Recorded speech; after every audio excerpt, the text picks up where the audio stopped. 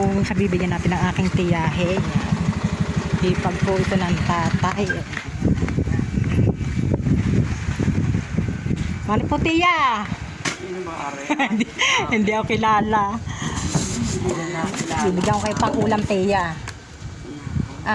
Yung namang isda, ayan. Balina po. Tiya use Yan. Para may pang ulam po kayo. Pataan ang tawag din. Espada. Espada. Pupunta po kami muna din sa kabila. Sige po. Yan, tayo po bumalik mga kamarigit yan. Yan po yung pinsan kong girl.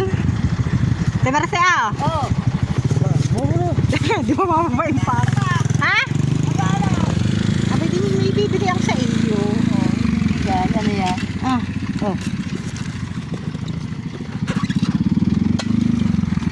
Yan, ang aking pinsan.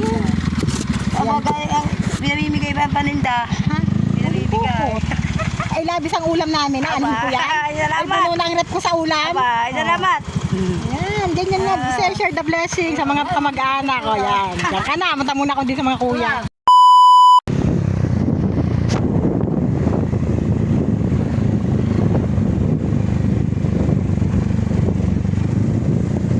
Balik tayo po mga kamarikit. Ipapasok na dito sa amin sa aking mga kapatid. Kung tutuusin po ay kung babaybay natin ang mga bahayang ito ay kung papunta na natin kasi nasutuan ko ng kamag-anak ko. Malapit na tayo. Dito na tayo sa may pagliko. Nasa sentro po ng bahay na nipis. Kapatid ko mismo.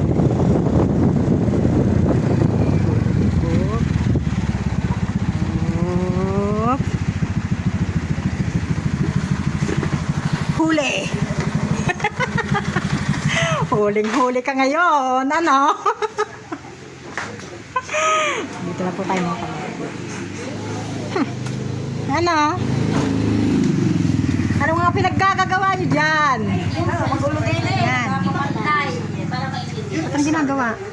Ayan mga kamarikit, ang aking kamuka. Ayan pamakin ko po yan. Sa inyo. Isang mukha namin. Ayan pa yung kanyang anak. Ayan, nagtatago. Nasaan na kuya? Ay, nakuha sila ng tiles. Pasok. Ba't alin palalagyan? Ay, kaibigan ko lang yan. Sisigits ko si Shaira. Ako, importante na. Ipakilala. Nagpapaayos. Saan kayo galing? Pasaan ka? Ayan mga kamarikit, pamangkin ko at ang aking kapatid. Yan. Nagtitinda po daw kami ng ice candy. May dala-dala akong cooler. Pagkalayo ng tindahan ko mga kamarikit. Vlogger na maigil. Yan. Vlogger. Same. Bigyan mo ang Kuya Tony. Nandidini ba? Saan pupunta? Hindi mo nalakad. Sabi ko Kuya Tony, nandidini yan. Saan na pupunta yun? Hindi naman nalakad. Nagtinda ka ba ng balila? Huli bukot yan. Ang hirap namin punulan ng balila. Ang aking kapal. Kuya, pang ulam. Saan ba ang ate? Sino? Sa loob. Tambal. Pang ulam. Balila. Ang balalagay. Yan, hipag ko po. Di huling pukot. Ang daming na namin pang ulam. Abay, aanhin ko ba yan? Ay, sabi ni Hino, tara sa bukid, dali natin. Ha? Si Hino, naggala. Masarap ng hangin mga kamarikit dito sa bukid. Ibang-iba po sa Bukana. Ha? Ayun mga kamarikit, tayo pabalik na, pauwi na tayo. Nag-ration man po tayo ng isda, tayo naman nakapanguhan ng mangga. Yan. Isang plastic bag po mga kamarikit na mangga pinanguhan natin. Hindi ko na po na-i-vlog doon dahil gawa nga po ng may aso. Tapos ingay gawa na nagpapagawa po mga kamarikit ng bahay ng kapatid. Kaya hindi ko na i-vlog.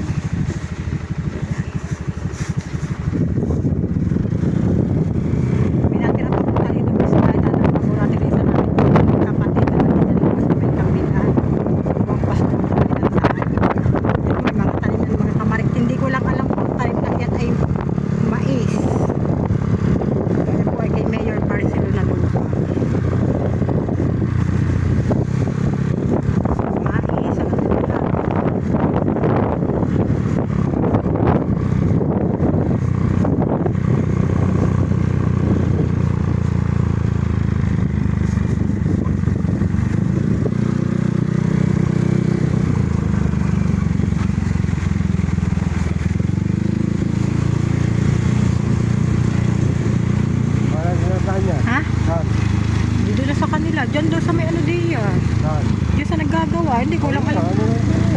Ha? Diyan na lang. Titingnan na lang natin dyan. Tingnan natin. Nandiyan si Ate.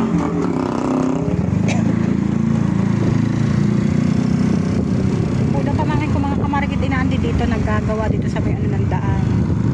Eh di hindi na po tayo pupunta. Pag hindi natin na-champuha, di ba? Bago natin balikan sa kabila.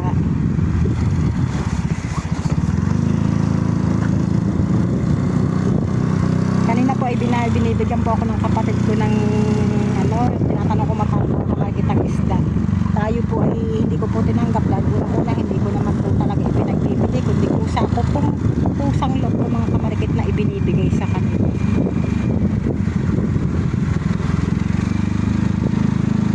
Dito po daw nagagawa yung pamangkin ko, hindi ko naman makita kung nasasaan.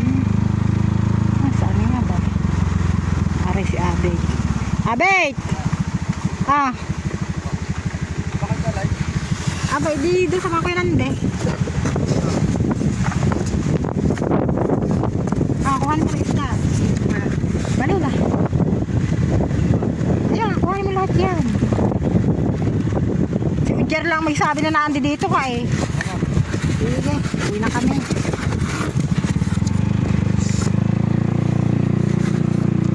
Tayo po ay uuwi na. Naibigay ko ng mga kamarikit sa aking pamangkin.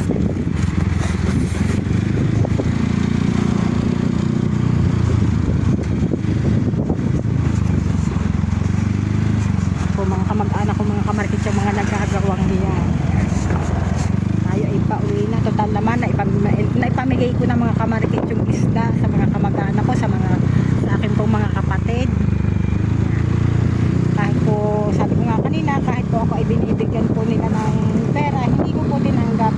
Dahil unang-una, yung po namang ipinamigay kong isda, kasabihan pang ulam din po namin, galing po sa pukot, blessing din po. Kailangan po, i-share ko din naman po mga kamarikit sa akin po mga kapatid. Ganyan po tayo. Hindi po natin nakakalimutang bigyan po sila dahil nga po, hindi po sila iba kundi kapatid ko po. Dito na lang po at aking tuwinan. Medyo mahirap-hirap din po itong nakasaklang tayo sa motor na may cooler pa tayong bitbit na may mangga. So, yun ang manggala. So mga kamarikit, tayo po ay mamumulog sa aking daan mga yan. Sambal sa mga ako. Biglang naman.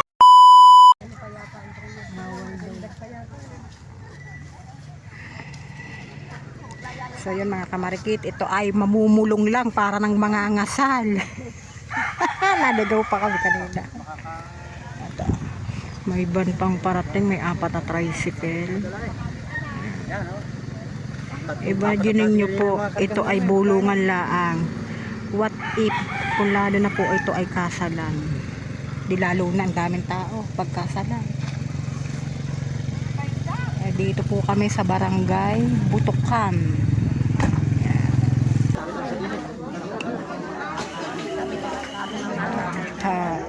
Ayan, kami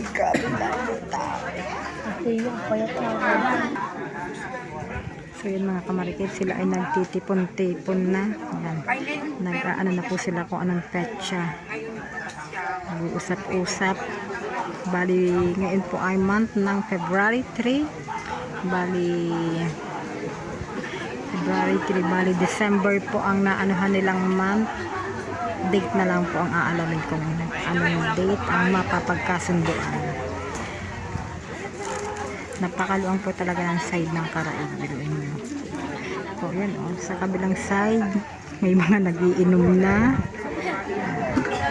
Mga tiyuhin at pinsang buo ni kamarikit po ang nandito.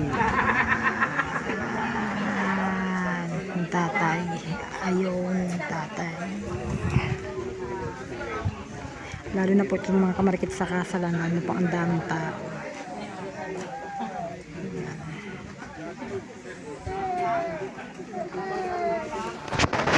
Ang tatay nangunguha ng bayabas.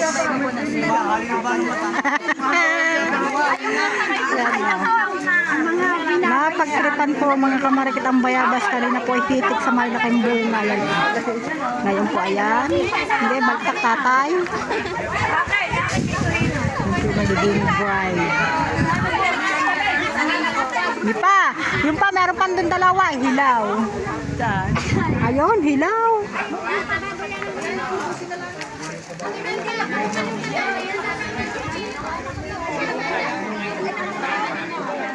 Wala nang mapili na hinog. Ge, tatay, ge. Ge. Nagpaalam po yan sa puno. Ang tatay ay nagpaalam sa puno.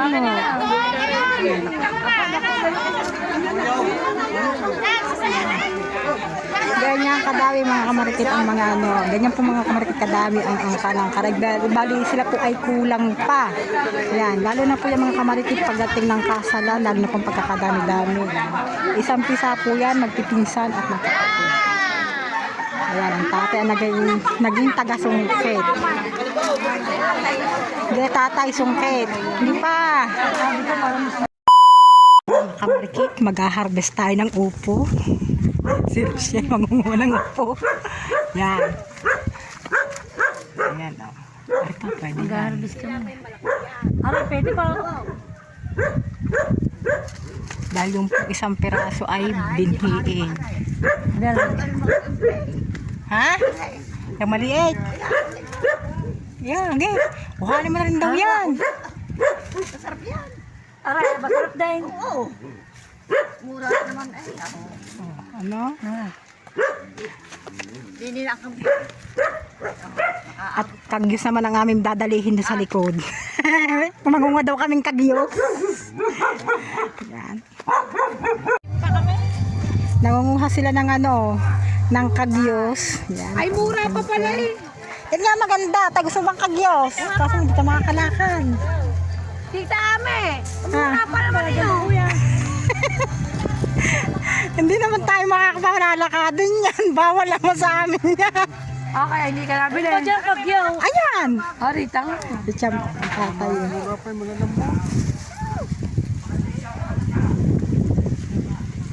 Yun daw matataba. Mura naman eh. Kamuti pala eh. Ibig sabihin ko eh, himayin ko pa yan. Abay, oo!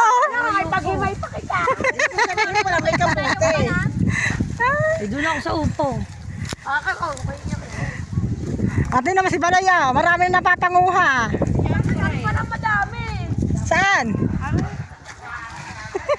alam na ko rin ang kukuhanin. Yung matataba, Cham. Aramdaman naman yun eh, yung mabintog-bintog na. Yung berde, hindi yung hinog. Inaalim ba, ina? Abay, di yung berde. Pare, mga ganito. Wala man to. Ah, ina, wala man laman eh.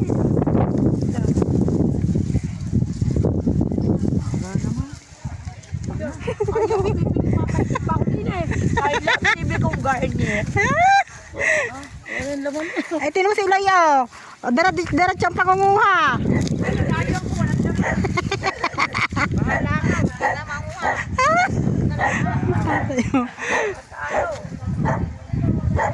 Mangga na lang panguhanin natin.